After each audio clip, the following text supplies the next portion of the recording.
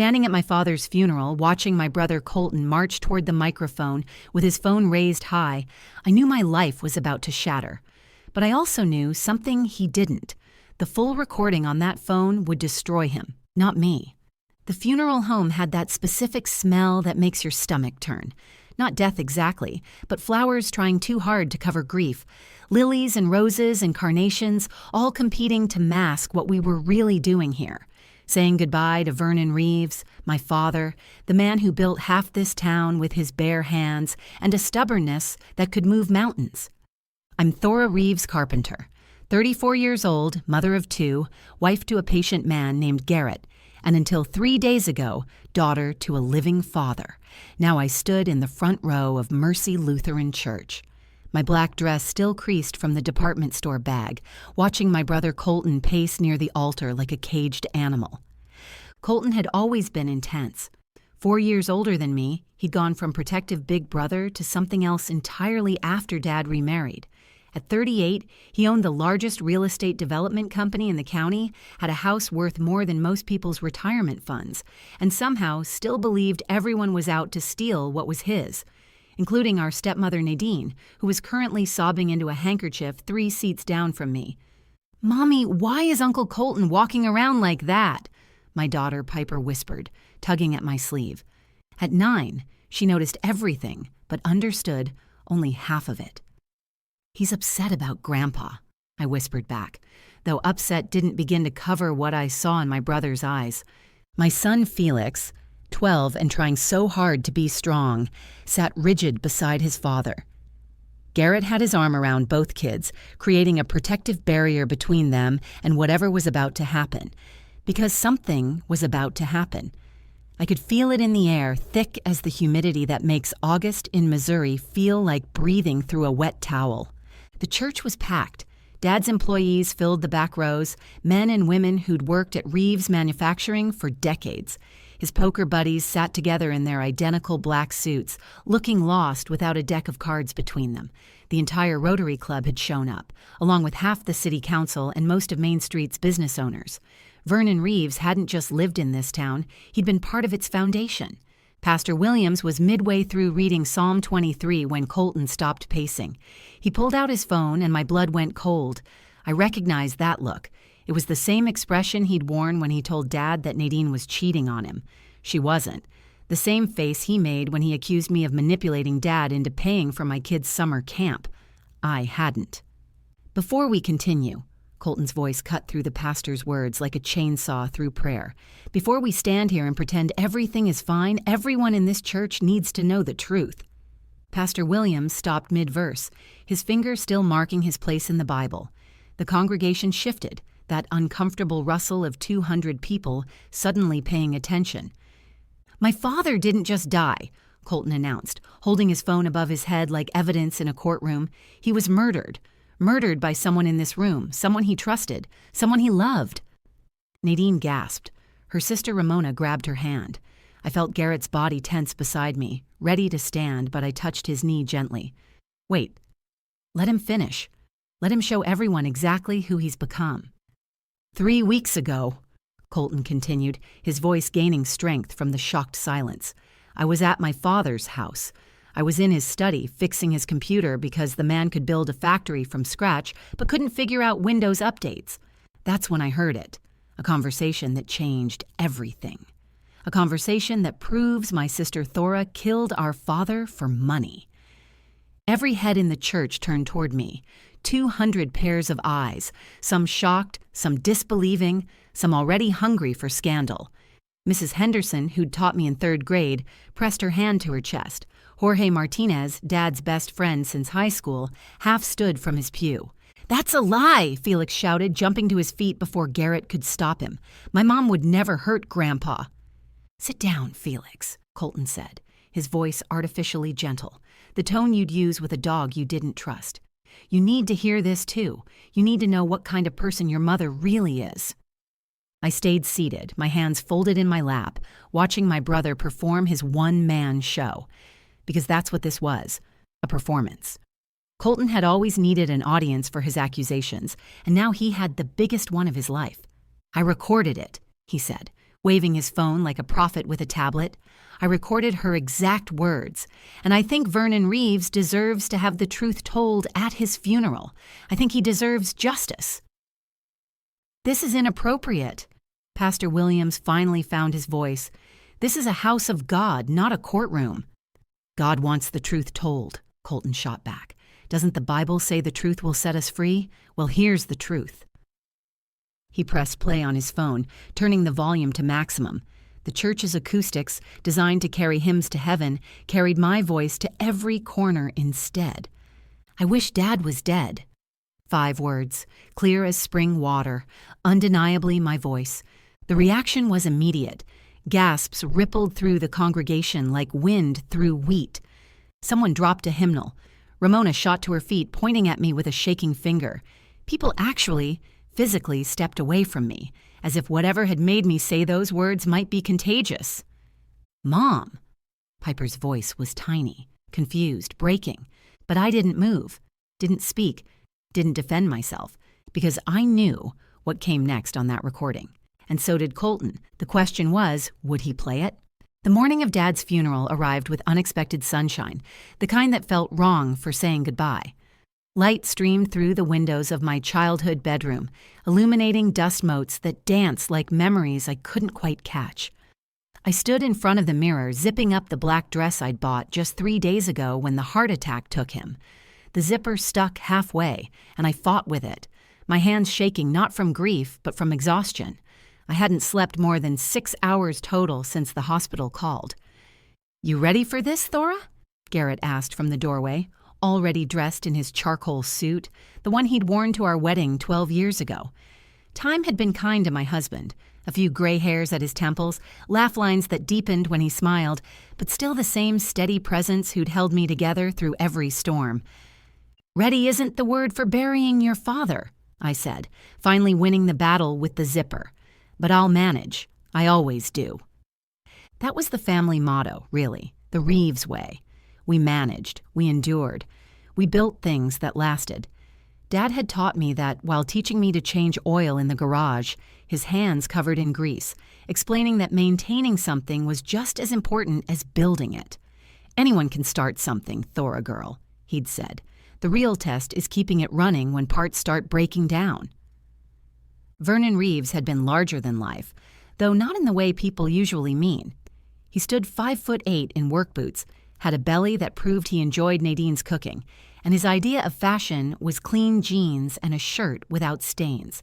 But when Vernon Reeves walked into a room, people noticed. Maybe it was the way he remembered everyone's name, from the janitor at his factory to the mayor's wife. Maybe it was how he'd built Reeves Manufacturing from a garage operation into the county's largest employer, all while never missing a little league game or school play. "Mom raised us right, then Dad finished the job," I used to tell people, and it was true. After Mom died when I was 15, cancer taking her in 6 brutal months, Dad could have fallen apart. Instead, he learned to braid my hair for prom, figured out how to make her famous lasagna from a recipe card stained with her handwriting, and sat through every terrible teenage mood swing with the patience of a saint. 7 years later, he met Nadine at a charity auction. She was bidding on a weekend at a cabin nobody else wanted. Dad bid against her just to be contrary, then offered to split the cabin if she'd have dinner with him first. She said yes, and I watched my father smile again like the sun coming out after rain. Colton never forgave him for that smile. "She's playing him," my brother would mutter at Sunday dinners, watching Nadine laugh at Dad's terrible jokes. No woman her age falls for a man his age without ulterior motives. "She's 52, not 22, I'd remind him, and she owns a catering business that makes more than Dad's pension. What exactly is she after?" But Colton had made up his mind the day Dad introduced her, and once Colton decided something, changing his mind was like trying to redirect a river with your bare hands. The church parking lot was already full when we arrived. Dad's employees had taken the day off, shutting down the factory for the first time in its 40-year history. His poker buddies stood in a cluster near the door, looking lost without their Tuesday night ritual. Jorge Martinez saw me and opened his arms, and I fell into them, breathing in his cologne that reminded me of every barbecue at his house, every celebration where Dad and Jorge held court over the grill. "Your papa was proud of you, mija," Jorge whispered. "Never stopped talking about his teacher daughter. Said you got your mother's brains and his stubbornness." Inside, the church felt too big and too small simultaneously. Flowers lined the altar, arrangements from business associates, friends, and employees. A photo of Dad stood on an easel, the one from last Christmas where he wore the ridiculous sweater Piper had picked out, grinning like he'd won the lottery. Nadine sat in the front row, her sister Ramona beside her. Nadine had lost weight in the 3 days since Dad died, her black dress hanging loose on her shoulders. She'd loved him.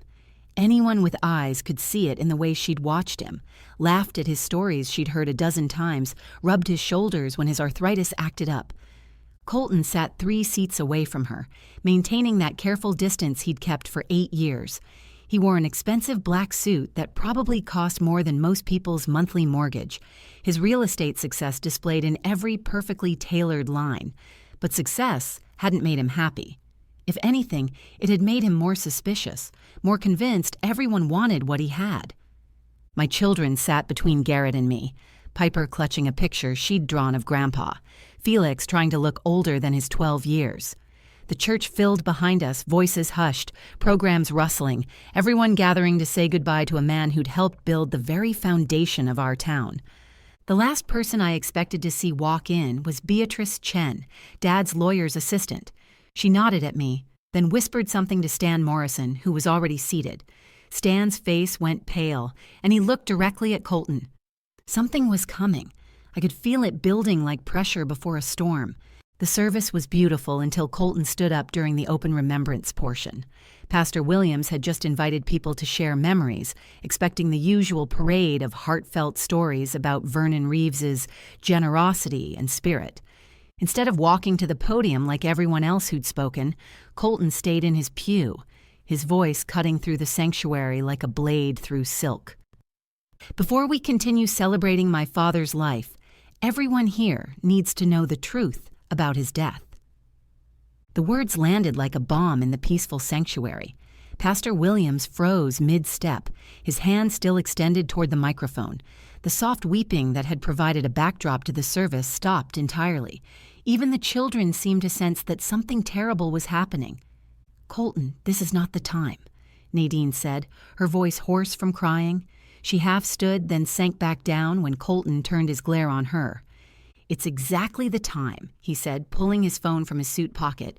"Everyone here is talking about what a wonderful man Vernon Reeves was, how much he'll be missed, how tragic his sudden death was. But what if I told you it wasn't sudden? What if I told you someone in this room knew it was coming because they caused it?" Whispers rippled through the crowd like fire through dry grass. I felt Garrett's hand find mine, squeezing tight. Piper pressed closer to my side, and Felix's breathing quickened. 200 people held their collective breath, waiting for whatever poison my brother was about to pour into their ears. "My sister Thora," Colton pointed at me, his finger steady as an accusation, "killed him for the inheritance. And I have proof." The gasps that echoed off the stained glass windows sounded like a chorus of disbelief. My daughter grabbed my hand so tight her little nails dug into my palm. "Mom," she whispered, her voice tiny and frightened. Mrs. Henderson, my 3rd-grade teacher who'd taught me to write cursive and believe in myself, pressed her hand to her mouth. Behind her, Tom Brennan from the hardware store stood up like he might need to leave. The entire church shifted away from me in a subtle but unmistakable movement, as if murder might be contagious. "That's insane," Garrett stood, his voice booming in a way I'd never heard before. "Colton, what the hell is wrong with you?" "What's wrong with me?" Colton's voice grew stronger, feeding off the attention like it was oxygen. "I'm not the one who was recorded saying I wanted our father dead, but Thora was." He pressed play on his phone, holding it high above his head. The church's perfect acoustics, designed to carry prayers to heaven, instead carried my voice to every corner of the sanctuary. "I wish Dad was dead." 5 words, clear, unmistakable, undeniable. My voice filling the sacred space like a confession. The recording stopped. The silence that followed was worse than screams would have been. People actually, physically stepped away from me. A woman in the back row gathered her children and headed for the door. My father's employees looked at each other in shock. Some pulled out their own phones, probably already texting others about the drama unfolding at Vernon Reeves's funeral. "You monster!" Ramona shot to her feet, shaking with rage, pointing at me with a trembling finger. "Vernon loved you. He gave you everything. He paid for your college, helped you buy your house, and this is how you repay him." "Mom didn't do anything wrong." Felix jumped up, tears streaming down his face. His voice cracked, caught between childhood and adolescence. "You don't know what you're talking about." "I know exactly what I'm talking about," Colton said, his voice taking on the measured tone of a prosecutor. 3 weeks ago, I was at Dad's house fixing his computer. Thora didn't know I was in the study. She was on the phone in the hallway, and I recorded this conversation. She knew about his heart condition. She knew about the will, $5 million split between us, unless one of us was deemed unfit. Then it all goes to the other. "You're lying," Garrett said, but doubt had crept into his voice. Not doubt about me, I realized, but doubt about how to fight this public execution. "The stress she caused him," Colton continued, pacing now like a preacher delivering a sermon about sin. "The constant arguments about money, her demands for an early inheritance to pay off her debts, the gambling debts she's been hiding from everyone, including you, Garrett." "What debts?" Garrett's confusion was genuine. "We don't have any debts. We paid off the car last year. The house has 8 years left on the mortgage. What are you talking about?" "The casino charges she's been hiding." Colton pulled out a piece of paper, waving it like a flag. "The second mortgage she tried to convince Dad to co-sign. The credit cards she opened in his name." None of it was true, not a single word. But I saw the doubt spreading through the congregation like ink in water. These people who'd known me since childhood, who'd watched me teach their children, who'd sat beside me at PTA meetings and church potlucks, were looking at me like I was a stranger. Or worse, like I was exactly what Colton said I was, a killer. Jorge Martinez, who'd been like an uncle to me, wouldn't meet my eyes.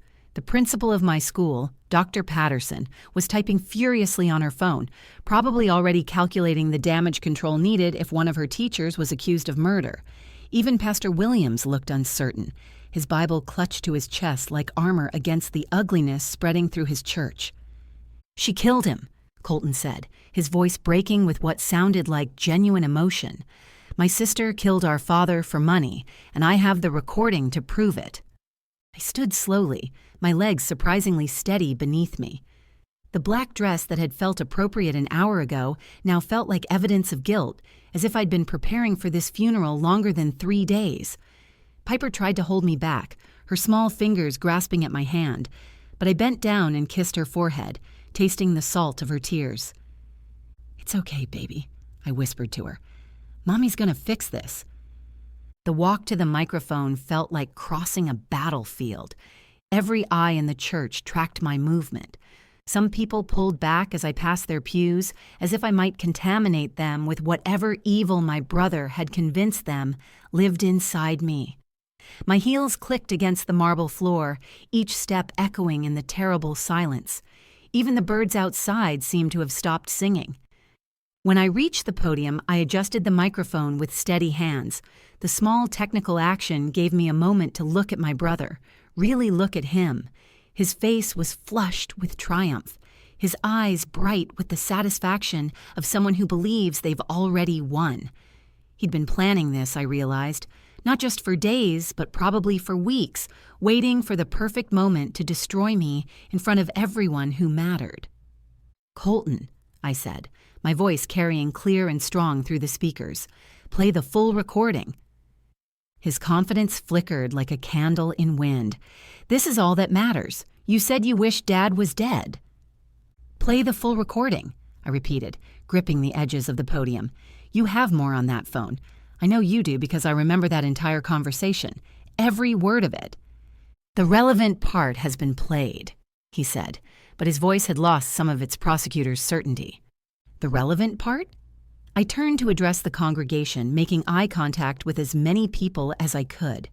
My brother recorded me without my knowledge, without my consent, in my father's home. He's been carrying this recording for 3 weeks, waiting for this moment, planning this ambush at our father's funeral. And now he wants you to believe that 5 words out of what was probably a 20-minute conversation tell the whole story.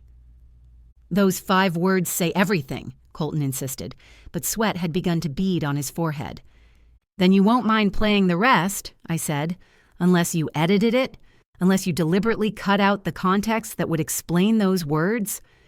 Stan Morrison, Dad's lawyer, stood up in the 5th row. Colton, if you have evidence of a crime, the full recording needs to be heard. That's basic legal procedure. This isn't a courtroom, Colton snapped. No, I agreed. It's our father's funeral, which you've turned into a circus. The least you can do is play the whole recording, unless you're afraid of what people will hear. The congregation began to murmur. I heard someone whisper, "Why won't he play it?" Another voice said, "What's he hiding?" Nadine stood up, her face streaked with mascara, her hands trembling. Play it, Colton. Your father deserves the whole truth. If Thora did something to Vernon, I want to know. But if she didn't, if you're doing what I think you're doing, then Vernon's probably rolling in his casket right now. You don't get to talk about my father, Colton snarled at her. He was my husband. Nadine's voice cracked with grief and fury. I held his hand while he died. I watched the light leave his eyes. I've spent 3 nights alone in our bed, reaching for him and finding nothing but cold sheets. So yes, I get to talk about Vernon, and I get to demand the truth about his death. Play the recording, Colton. All of it. The momentum in the room had shifted. People were looking at Colton now with the same suspicion they'd directed at me moments before. His grand moment of triumph was crumbling, and he knew it. Fine, he spat, his thumb hovering over his phone screen. But this changes nothing. She still said it. Yes, I agreed, looking him straight in the eye. I did say those 5 words, and in about 30 seconds, everyone here is going to understand why.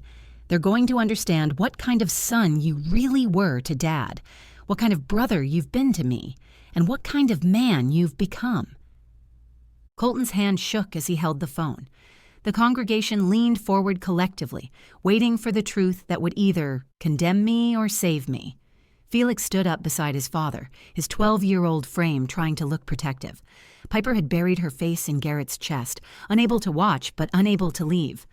Play it, I said one more time. Let them hear what came after those 5 words. Let them hear what you've been hiding. The church fell silent again, but this time the silence was different. This wasn't shock or horror. This was anticipation. 200 people waiting to learn whether they were attending the funeral of a murder victim or witnessing the destruction of a family by one son's greed. Colton looked at his phone like it might bite him. Then, with the expression of someone who'd just realized they'd built their own gallows, he pressed play. Colton pressed play with shaking fingers, and my voice filled the church again, picking up exactly where it had stopped before. I wish Dad was dead. That's what Colton said to me last week, Garrett. The congregational gasp was different this time, sharp and accusatory, but directed at my brother instead of me. Colton fumbled with his phone, trying to stop the recording, but his fingers weren't cooperating. My recorded voice continued, clear and pained. He actually said those words to me. Can you believe it? His own father, and he wishes him dead because Dad won't cut Nadine out of the will. That's taken out of context, Colton shouted over the recording, but no one was listening to him anymore. Garrett's voice came through the speakers next. Are you serious? He actually said that? Word for word, my recorded self replied. He's lost his mind over this inheritance obsession. He calls Dad 3 times a day, pressuring him to change the will, to remove Nadine completely. He's been showing up at the house unannounced, going through Dad's papers when he thinks no one's looking. Dad called me crying yesterday, Garrett. Crying. My father hasn't cried since Mom's funeral, and Colton broke him down to tears. The recording captured the sound of me sniffling, trying not to cry myself. He accused Dad of being senile, said Nadine was manipulating him, called him weak, said Mom would be disgusted by what he'd become. All because Nadine exists and might inherit something that Colton thinks should be his. Jesus, Garrett's voice muttered on the recording. Dad's 70 years old, I continued, my recorded voice growing stronger. He's supposed to be enjoying his retirement, playing with his grandchildren, taking trips with his wife. Instead, he's dealing with his son, treating him like he's already dead, just a bank account waiting to be divided. The stress is killing him. His blood pressure is through the roof. Dr. Patel increased his medication twice this month. Is that why your dad changed his will last month? Garrett asked on the recording. The church went absolutely still. Even Colton stopped trying to shut off his phone, standing frozen like he'd been turned to stone. Yeah, my voice continued. He's leaving everything to charity except for small trusts for the grandkids. Neither Colton nor I get anything anymore. $5 million. And it's all going to the Vernon Reeves Foundation for Underprivileged Youth. Dad said he won't have his money destroy his family. He said if Colton's going to act like this when he's alive, imagine what he'd do when he's gone. When is Vernon planning to tell him? Garrett's recorded voice asked. At the family dinner next week. He wants both of us there when he announces it. He's hoping that removing the money from the equation might help Colton remember that family is about more than inheritance. That maybe, if there's nothing to fight over, Colton might stop seeing Nadine as the enemy and me as competition. The recording continued for another few seconds, catching my broken voice saying, I just want my brother back, the one who taught me to ride a bike, who beat up Tommy Morrison for pulling my pigtails in 5th grade, not this stranger who measures love in dollar signs. Colton finally managed to stop the recording, but the damage was done. The entire church stared at him, their faces a mixture of disgust and pity. Someone in the back started crying. It might have been one of Dad's employees who'd watched our family grow up, who remembered when Colton and I were inseparable. I pulled out my own phone from my purse. I have the new will, emailed to me by Dad's lawyer 3 days ago, the morning Dad died. Would you like me to read it, Colton? The part where Dad explains why he disinherited both of us? Or should I skip to where he begs you to get therapy for your obsession with money? You're lying. Colton's voice was barely a whisper. You edited that. You planned this. Stan Morrison stood up again, his lawyer's voice cutting through the tension. The will was changed 6 weeks ago. I can confirm that Vernon left his personal effects to his wife Nadine, education trusts for his 5 grandchildren totaling $100,000 each, and the remainder of his estate, approximately $4 million after taxes and expenses, to the Vernon Reeves Foundation for Underprivileged Youth. The foundation's mission is to provide scholarships and vocational training to disadvantaged youth in our community. No, Colton said, shaking his head. No, he wouldn't do that. I'm his son. I'm his firstborn. That money is mine by right. That money was Dad's, I said into the microphone, my voice steady despite the tears rolling down my cheeks. And he chose to give it to kids who need a chance, just like he gave chances to half the people in this room when he hired them at his factory. He chose hope over greed. He chose the future over your poisonous obsession. Nadine stood up, her voice strong despite her grief. Vernon agonized over this decision. He loved both of you so much. But Colton, you broke his heart. Every accusation, every demand, every time you treated him like he was already gone, you broke another piece of his heart. And that stress, that constant battle with you, that's what killed him. Not Thora, not me, you. The truth hung in the air like incense, heavy and undeniable. Colton stood alone in his pew, abandoned even by his own certainty. His phone hung limp in his hand, the device that was supposed to be his weapon turned into evidence of his own cruelty. The family dinner was supposed to be 3 days ago, I said quietly. Dad was going to tell us then. But the stress of keeping that secret, of knowing how you'd react, gave him the heart attack first. He died carrying the burden of your greed, Colton, and you just tried to use his funeral to destroy me for an inheritance that neither of us was ever going to get. Colton stumbled backward, his phone clattering onto the marble floor. The sound echoed through the church like a final gavel, sharp and definitive. His face had gone gray, the color of old newspaper, and for a moment I thought he might collapse right there in the pew. Ramona helped Nadine back to her seat while my brother stood completely alone, isolated by his own actions, surrounded by 200 people who now saw him for exactly what he was. Dad knew, I said into the microphone, my voice steady even as tears finally came, rolling down my cheeks like all the words I'd held back for years. He knew one of his children had lost their way, But he loved you anyway, Colton. His last words to me were, "Take care of your brother." Not because he wanted me to give you money, but because he knew you'd need family after the truth came out. He knew you'd need forgiveness. I walked back to my seat, my children wrapping their arms around me before I even sat down. Piper climbed into my lap despite being 9 and usually too proud for such displays. Felix held my hand, his 12-year-old grip strong and protective. The service continued, but Colton left before the final hymn, walking out with his shoulders hunched, looking smaller than I'd ever seen him.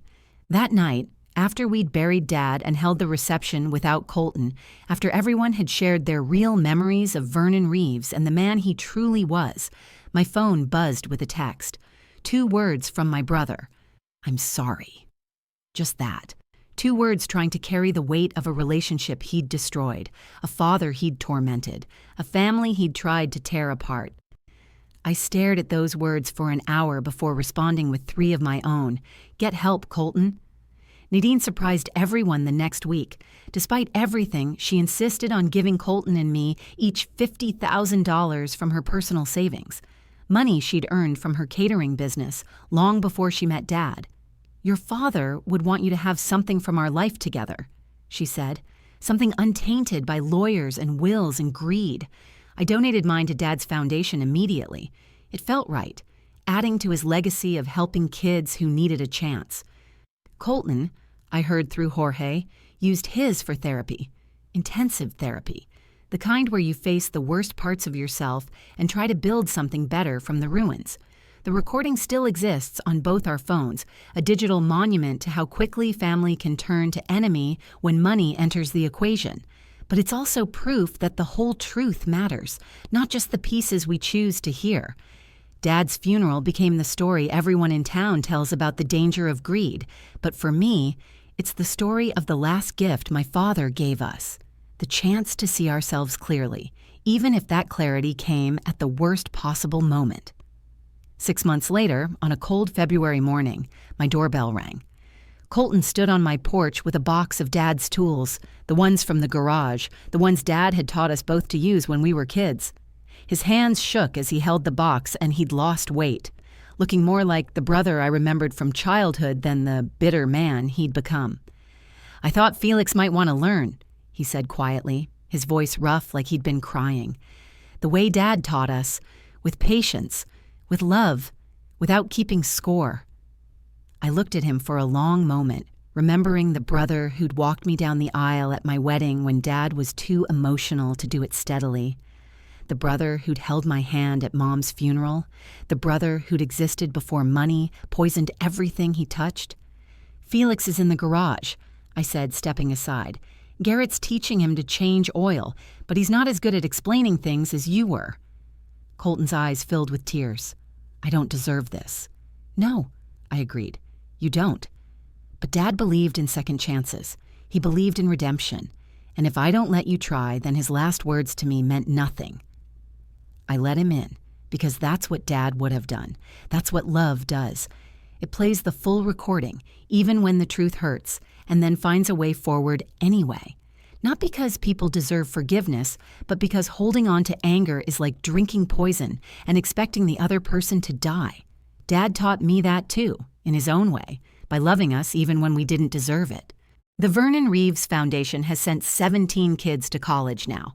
Every one of them knows the story of the funeral, the recording, the inheritance that became a gift to strangers instead of a curse to family. They know that Vernon Reeves chose them over his own children's greed. But what they don't know is that Colton volunteers there now, teaching business skills to teenagers who remind him that success means nothing if you lose your soul gaining it. That's the real inheritance Dad left us. The knowledge that money is just paper and numbers, but family, even broken family, is worth trying to save. Even if it takes a funeral, a recording, and the complete destruction of everything you thought you wanted to learn that lesson. If this story touched your heart or reminded you of the complicated nature of family and forgiveness, please take a moment to like this video. Your support helps these important stories reach others who might need to hear them. Share this with someone who understands that family isn't about inheritance, but about the love we choose to give, even when it's hard. And don't forget to subscribe to our channel for more powerful real-life stories that explore the depths of human nature and the possibility of redemption. Remember, sometimes the most painful truths lead to the most powerful healing. Thank you for listening to my story.